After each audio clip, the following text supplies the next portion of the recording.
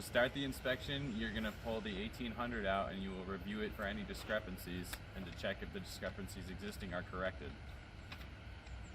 No discrepancies. Afterwards, you're going to stand in front of the bus at a distance and you're going to be looking for any leaks, any dripping fluids, or any hazards surrounding the vehicle on either side. You will also be checking to make sure that the bus does not lean to the left or right. That could be an indication of issues with suspension, or the tires could be deflated on either side. Afterwards, you'll be checking the headlights. You're checking to make sure that they're not damaged, they're not cracked, they're not broken or missing, and that they're properly mounted in the proper color of white. Same thing for the turn signals. You're checking to make sure they're properly mounted, they're not damaged, cracked, broken, or missing, and they have the proper color of amber. You will also be checking for the clearance lights on the sides right here and here, and bordering the top area right here as well. You'll be checking to make sure they're not damaged, cracked, missing, broken, and that they're the proper color of amber. Afterwards, you'll be checking the wiper blades to make sure that they're secure, they're not damaged, and they're operating smoothly. You'll be trying to actually move it just to show that it has functionality and that it's secure to the bolt. You'll check the wiper fluid level. When you open the door here, you can see the wiper fluid in here.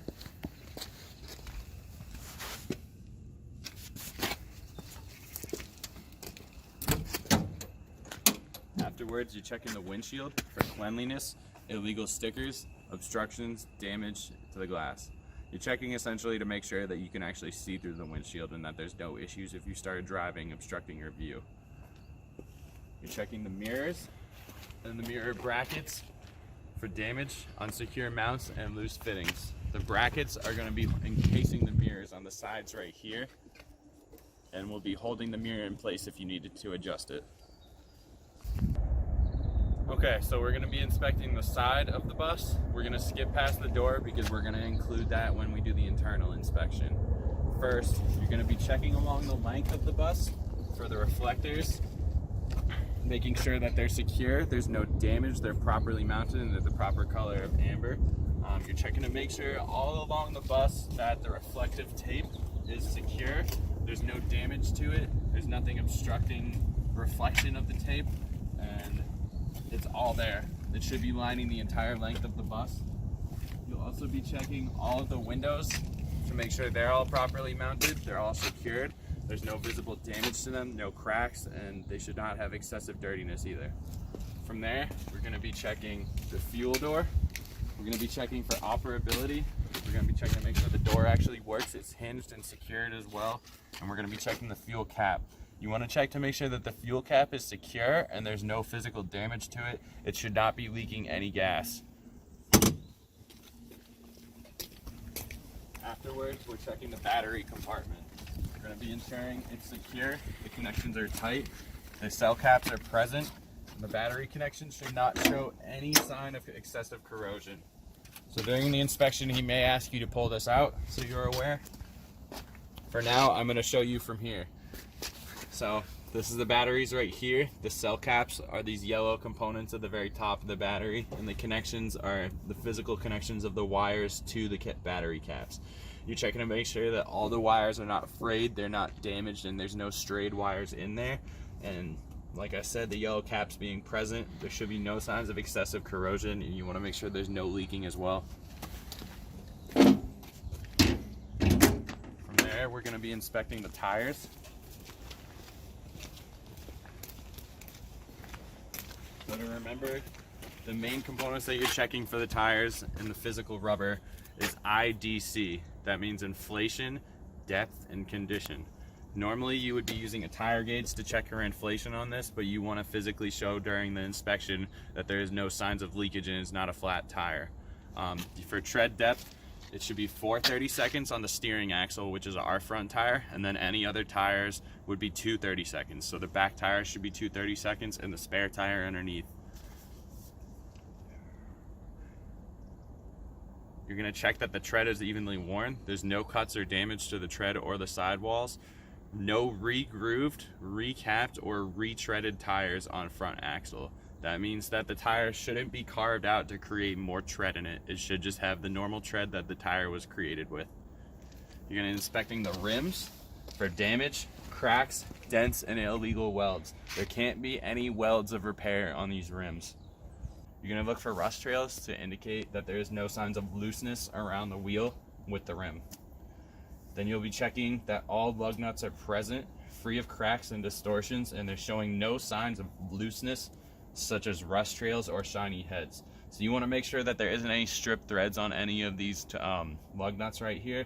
If there is, then the lug nut could become unsecure and fall off at any time. You will have to physically touch every lug nut to show that you're inspecting it for tightness while you're doing the inspection as well. On the front tire, you'll be checking the hub oil.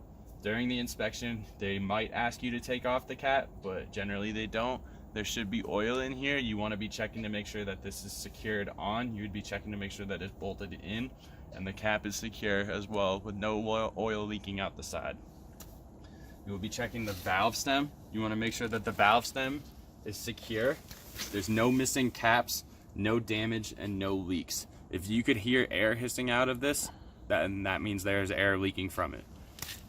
You will also be checking for the mud flap. You'll be checking to make sure that it's secure, there's no visible signs of damage to it, and that the brackets are secured to the mud flap as well. You'll be checking underneath here that it is bolted in at the very top. You want to make sure that these bolts are secure and the bracket is secured to the bolts. Okay, so remember we're checking for IDC on these tires. You need to check to make sure that there's inflation on them. You would be using an air gauge to check for inflation. The valve stems on these kinds of tires need to be 180 degrees from each other because there's two separate tires back here. So one valve stem is here and the other one is back here. So they're opposite sides from each other on the wheel. You're checking to make sure that there's depth. In the front on the steering axle is 4/32 of an inch, and on the rear it's going to be 2/32 of an inch. For condition, you're checking to make sure that the tread's evenly worn, there's no cuts or damage to the tread or the side walls, and there's no re-grooved, recapped, or retreaded tires on the front axle. You're going to be inspecting the rims for damage, cracks, dents, and illegal welds. Like I said up there, the rims can't have any welding repairs. Look for rust trails surrounding the rim and to the wheel to indicate that there's any signs of looseness on the wheel. You're going to be checking that the lug nuts are present, like I said, touching each lug nut and showing that you're checking for tightness. You're going to be checking for free of cracks and distortions, and then there's no signs of looseness such as rust trails or shiny threads. That means no stripped threads on these nuts. You're going to make sure all the bolt holes are not cracked or distorted. So it's hub oil up front in the center of the tire, and back here it's going to be the axle seal.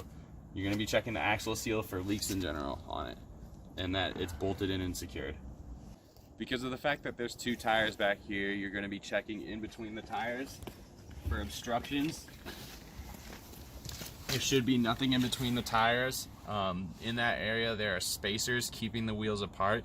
You want to make sure that they're not damaged or rusted through. They should be evenly centered with dual wheels and the tires evenly separated. Afterwards, you're going to be checking the splash guard. The splash guard is on the front of the rear tires. The same thing as checking the mud flaps. You're going to be checking to make sure that it's secured, there's no damage, and that it is bolted in securely. Afterwards, you're checking the mud flaps on the rear tires. They're in the rear of the rear tires. Checking to make sure there's no damage, they're properly secured, and like in the front, you're going to be getting underneath the check to make sure they're bolted in and the brackets are secured as well. Okay, first you're going to be checking the reflectors and the reflectors taped for damage.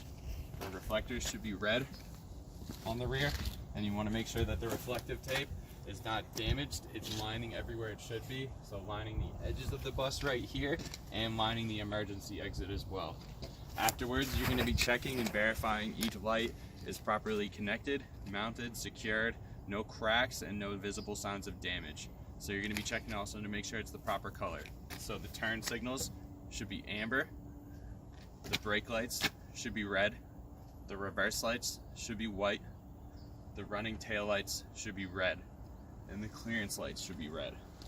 So now we're going to begin checking the undercarriage of the bus. So you'll want to start on the front driver's side of the bus to be able to see the air storage tanks, components of the brakes, as well as the suspension system and the spare tire and the steering box. So I'll show you all these components now. Okay, so we're going to start by checking the spare tire. You're going to check it for IDC, just like the other tires on the front and the rear. You're going to be checking to make sure all of those conditions I said earlier. You want to check to make sure there's inflation. You'd be using an air gauge. You're checking for depth. On all tires that aren't the steering axle, there'll be 2 32nds of an inch. So that's what we should be checking for on the spare tire, and condition. It can't be recapped, retreaded, or regrooved. There can't be any slashes on the sides or in the treads, and it can't show visible signs of damage. You will also be checking to make sure that it is bolted in and secured up here, right here and here, because if it wasn't, this could fall off mid-drive. Afterwards, you're going to be checking the drag link. You're going to be checking it for damage, cracks, and that it's properly mounted and secured. After that, the pitman arm. So you want to think of this entire thing as an arm in itself. So drag link and pitman arm. You want to check that for damage, cracks, that's properly mounted and secured, and that it doesn't have any missing, broken, or loose castle nuts and cotter pins. If you see right here, this nut looks just like a castle, and there's a cotter pin sticking out of it. So that's your reminder for that. You want to check that the power steering box is securely mounted and it's not leaking. You want to look for missing nuts, bolts, and cotter keys. Check for power steering fluid leaks or damage to the power steering hoses. It's not visible well from here, but beyond the power steering box is the steering shaft. You want to look for missing nuts, bolts, bent, cracked, or broken. You want to see connecting links, arms, and rods from the steering box to the wheel aren't worn or cracked. Check the joints and sockets aren't worn or loose, and no missing bolts, nuts, or cotter keys. So the steering shaft is connected from the steering box here and goes all the way up to the wheel on the driver's side. Okay. After that, you're inspecting the air tanks right here for damage, dents, cracks, and leaks. If it's hissing air, it's probably leaking. If you go to turn the valve and there's no sound coming out, no air or anything hissing coming out, it's probably either been emptied or it has been leaking. Inspect the hoses for leaks, damage, and that it's properly secured right here and here on both ends, yes. Now onto the suspension system.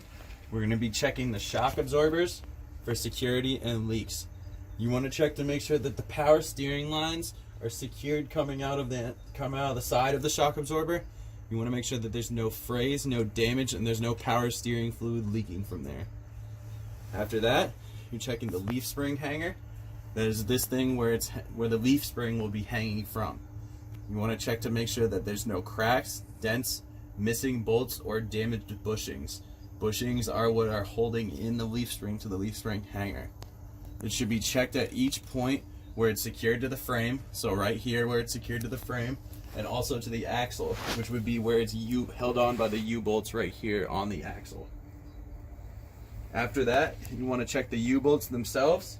It's literally in the shape of an upside down U right here. You're checking that for damage, security, and missing bolts or hardware. So this entire component right here, this is the brake chamber and this is the slack adjuster. Going into the brake chamber from the slack adjuster is the push rod. You will be checking the slack adjuster right here. It's the overly greasy thing for broken, loose, or missing parts. The push rod will be in the middle between the brake chamber and the slack adjuster. You'll be checking that for broken, loose, or missing parts. The push rod, when the brakes aren't engaged, should not move more than 1 inch with the brakes released when pulled by hand. So when the brakes aren't on and the wheels are chalked, you should be able to pull this slack adjuster, and the push rod should not move more than 1 inch. You'll be checking the brake chamber for leaks, cracks, or dents. You also want to check to make sure it's mounted securely and there's no loose or missing clamps. At the top of each brake chamber, it is clamped down. You will be able to see that here and at the bottom here. You will also be checking the brake lines coming out of the brake chamber to make sure that they're not cracked, worn, there's no leaking, and that their couplings are securing them. So now for the actual braking components. This right here is the brake drum. You're going to be checking that for cracks, dents, or holes. You'll also be checking for loose or missing bolts right here. You're going to check for contaminants in this area, such as debris or oil and grease. The brake lining is the inside part of the brake drum. Where it's visible, it should not be worn dangerously thin. Then you will be checking along the frame right here and all the way down the center of the vehicle for cracks, broken welds, holes, or damage to the longitudinal frame and cross members. So just like how we inspected for the fuel door and the fuel cap earlier, we're going to be checking the actual fuel storage tank. It is right behind the front wheel on the passenger side, right around here. So right here is the fuel tank. You're going to be ensuring that it's secure. You're going to make sure that it's bolted in everywhere, that the caps are tight, and that there's no leaks from the tank itself or the lines right here. So the line is going to be running from the fuel tank, or from the fuel tank to the fuel cap. You're going to be making sure that it's not damaged, it's secured properly and actually screwed in, and then there's no visible signs of leaking anywhere. So we're going to be checking the brake chamber back here for leaks, for cracks or dents. You want to ensure that it's mounted properly and that there's no missing clamps and that they're not loose. Like I said earlier, the clamps are going to be surrounding the brake chamber. You want to also make sure that the brake lines right here coming out of the brake chamber are not cracked, they're not worn, they're not leaking, and that they have their couplings right here. You'll be checking the brake drum for cracks, dents, or holes. You'll also be checking for loose or missing bolts. Then you'll be checking the entire area for contaminants such as debris or oil and grease. You'll be checking the brake lining inside of the brake drum. It should not be worn dangerously thin. You will also be checking the air bellows for cracks, dents, or damage. On our bus, it's labeled air dryer. This is the air bellows. Okay, that's everything here. We'll now be inspecting the rear underbelly of the bus. It'll be behind the rear tires. It will include the drive shaft, the couplings, and the exhaust primarily. Okay, so you're going to be checking to make sure that the drive shaft, it's right over there, is not bent or cracked. The couplings, which is the area that looks just like the U-bar up front, it's surrounding the drive shaft, that U-bar, that's the coupling. You're going to be checking to make sure it's secure and that it's free of foreign objects. So there should be nothing in between that U area that is obstructing the drive shaft from being able to function. Afterwards, you'll be checking the exhaust system for damage and signs of leaks such as rust or carbon soot. The exhaust systems should not have cracks, holes, or severe dents. And everything under here for this entire system, including the engine, the exhaust, and the drive shaft area, should be connected tightly and mounted securely. Okay, so to inspect the engine compartment, you're going to be looking at the general area and as well as the underside to look for dripping fluids. There should not be any. You'll also be checking the transmission area for the same thing. You may need the engine to be running to be checking for other types of drips. You'll also be inspecting the hoses right here and throughout for damage, security, and no leaks. You also want to be checking electrical wires throughout the entire area to make sure that they're secure and there's no damage, no signs of fraying or any strayed wires. You'll be checking the oil dipstick right here to make sure that it has adequate oil level. You would be doing this before starting the vehicle. What you would do to check the oil dipstick is you would pull it out, clean it off, then reinsert it, then pull it out again, and check to make sure that there's oil above the refill line. You will also be checking transmission fluid. The transmission fluid would be checked during operation of the vehicle. You would do it the same as the oil dipstick, where you would pull it out, clean it off, then reinsert it, then pull it out again, and check if it's above the refill line. Okay, there's two other fluids that we need to check on the engine area of the bus. You're going to be checking the coolant you're going to be checking the sight glass right here. If you can see the fact that there's fluid in there, then that means there's fluid in the coolant reservoir. If the bus is not hot, you would also be checking them through the radiator cap by unscrewing it and checking to see if there's fluid in there. You're going to check all coolant hoses to make sure that there are no leaks as well. After that, you'll be checking the power steering reservoir for power steering fluid. It's located on the side of the bus right here. Same thing, you would be checking the sight glass right here to make sure that there's fluid in there. You would also be checking to make sure that it's bolted in securely and that there's no visible signs of leaking around the area, and that the power steering hoses are not showing any visible signs of leaks and that they are connected properly as well. We'll be checking the engine compartment now. We'll be checking the belts on each of these areas for snugness. It can't be more than 3/4 of an inch of play at the center of each belt area. There also can't be cracks, frays, or loose fibers or signs of wear, so the belt needs to look like it's in good condition and not like it could snap if you started running the engine. You're going to identify each component of the engine compartments, and you're going to identify whether or not it's belt or gear driven. You're going to check all belts, like I said, for fraying, cracks, loose fibers, and signs of wear. So you're going to check the alternator here. You're going to check that for cracks, damage, or missing parts. There should be no loose or exposed wires. You're going to be checking the water pump right here. You're going to be checking to make sure it's belt driven. There's no leaks, cracks, damage, or missing parts. You will also be checking the AC compressor up here. It's belt driven as well. There's no leaks, cracks, damage, or missing parts.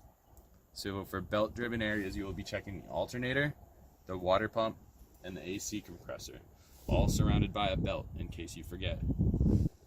For other compartments of the engine you'll be checking the air compressor right here. That's gear driven. And you'll be checking the power steering back here. That's also gear driven. It's behind the air compressor. After that, we'll be checking the air filter for serviceability. To check for serviceability, there's a little button right here. There's a rubber cap on the end of the air filter that you'll press in. You'll feel it click, and that will signify that the air filter is serviceable. Okay, and now we'll be starting the interior inspection. To start, you'll be checking the doors. You'll be checking that the entry doors aren't damaged, they operate smoothly, and they close securely. You'll be checking the handrails for security on both sides, and you'd be checking that the step light is working. The entry steps must also have visible signs of tread. They should not be worn excessively thin, making it dangerous for people to step up when entering the bus. The hinges of the door also should be intact, and they should be functioning properly as stated earlier. The door should also be able to shut securely from the inside, and as you can see, the seals must be intact, creating an air tightness. Okay. So now we'll also be checking that all wording is legible on the bus, including the watch your step sign and the capacity, 44 passengers, no standees permitted. If you do have a sign that says no sitting here, also include that in the inspection process. After you've checked the main entrance area with the railings, the steps, and the door, and the stickers, you'll be checking to make sure that your vehicle has a first aid kit, a fire extinguisher, and road hazard triangles. First aid kit, extinguisher, triangles, FET.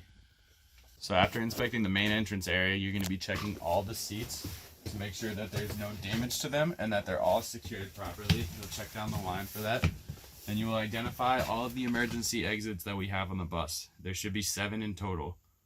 So there's going to be 2 on this side, 2 on this side, 1 in the rear, and 2 on the roof up here. You're going to have to demonstrate how an emergency exit works and what you would do for it.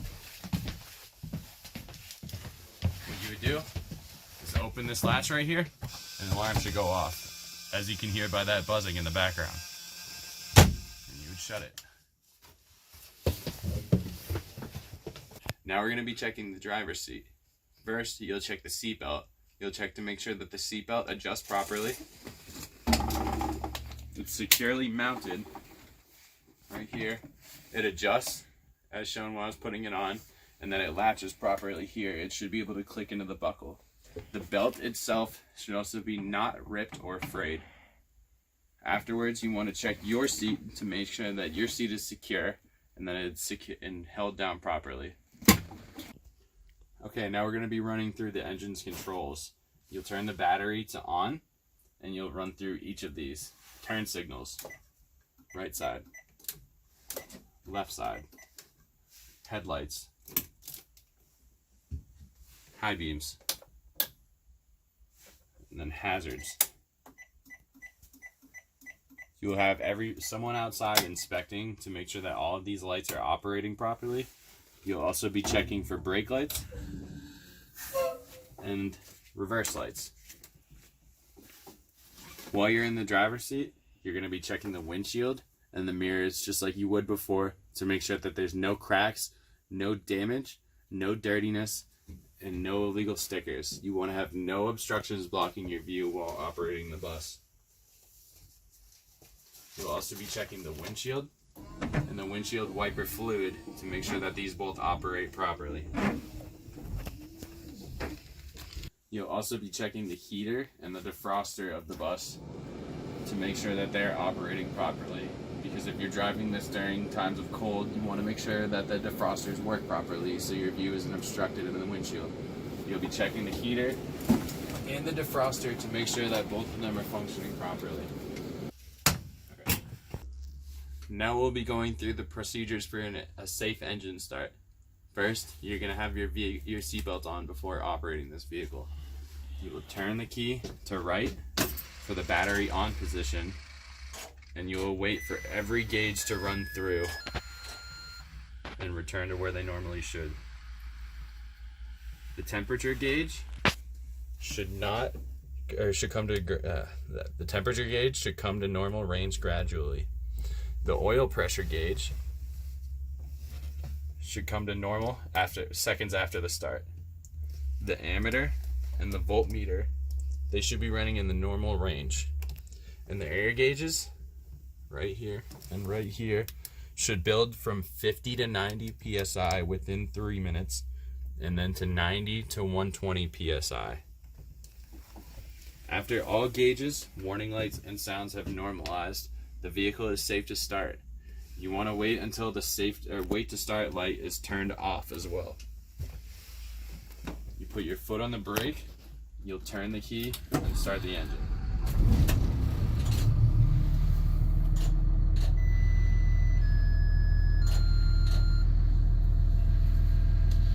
Good safety is to have your headlights on while operating the vehicle. And now we're going to start with each segment of the air brakes test. First, we're going to start with the actual air brakes test. To do this, you'll turn the engine off. You'll turn the battery on. This is because of the fact that if you have the engine running while trying to commence this, the engine will be circulating air into the air storage tanks. Thus, you cannot check for leakages as easily. So you'll have the battery on, so you can see that the PSIs on the front and rear are measured. Afterwards, you'll disengage the parking brake, and you'll put your foot on the service brake. You'll hold your foot there for 1 minute. When you're looking at these gauges, the PSI should not drop more than 3 PSI in 1 minute. After a minute has gone by and the vehicle has not dropped more than 3 PSI, you will then fan the brakes. You will do this until you get to 60 PSI, where an alarm will go off. Afterwards, you will keep fanning the brakes until approximately 40 PSI. From there, the parking brake should eject and the air brakes should engage on themselves as a safety precaution.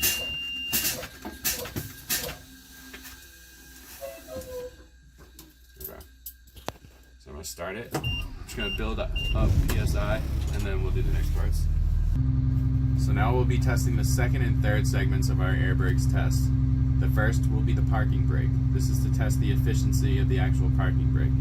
To do so, the parking brake engaged. You will accelerate lightly, and if the vehicle does not pull forward or make any movements whatsoever, then the parking brake is functionable. Afterwards, we'll move on to the service brakes test.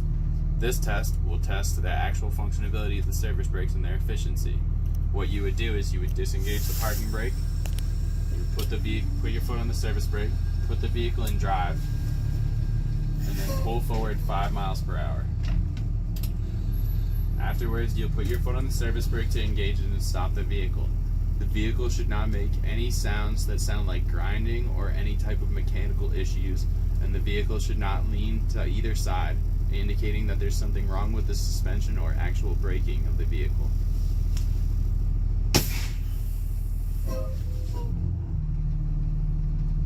Okay, we're done.